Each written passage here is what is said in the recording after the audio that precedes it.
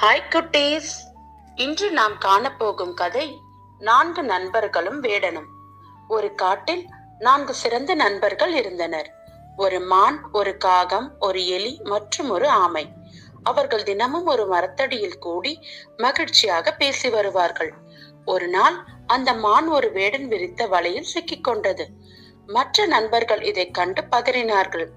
காகம் உயரே பறந்து சென்று வேடன் வருகிறானா என்று கண்காணித்தது. எலி தன் கூர்மையான பற்களால் வலையை துரிதமாக கடித்து மானை விடுவித்தது. மான் தப்பித்து ஓடியது. ஆனால் மெதுவாக நகர்ந்து வந்த ஆமை சரியான நேரத்தில் அங்கிருந்து தப்பிக்க முடியாமல் வேடனிடம் பிடிபட்டது. வேடன் ஏமாற்றத்துடன், மான் தப்பித்து விட்டது, பரவாயில்லை, இந்த ஆமையாவது பிடித்து செல்வோம் என்று அதை ஒரு பையில் போட்டு எடுத்துச் சென்றான்.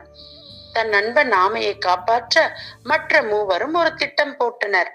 வேடன் வரும் பாதையில் மான் செத்தது போல படுத்துக் கொண்டது. காகம் அந்த மானின் கண்கள் அருகே அமர்ந்து கொத்துவது போல நடித்தது. இதை பார்த்த வேடன், அடடா, தப்பித்த மான் செத்து கிடக்கிறது, இதை விட்டுவிடக் கூடாது என்று ஆமை இருந்த பையை தரையில் வைத்துவிட்டு மானை நோக்கி ஓடினான். வேடன் தூர போனதும் மறைந்திருந்த எலி வேகமாக விடுவித்தது. ஆமை அருகில் இருந்த புதருக்குள் மறைந்தது. வேடன் மானின் அருகில் நெருங்கியதும் செத்தது போல் நடித்த மான் சட்டென்று எழுந்து ஓடியது. காகமும் பறந்து சென்றது.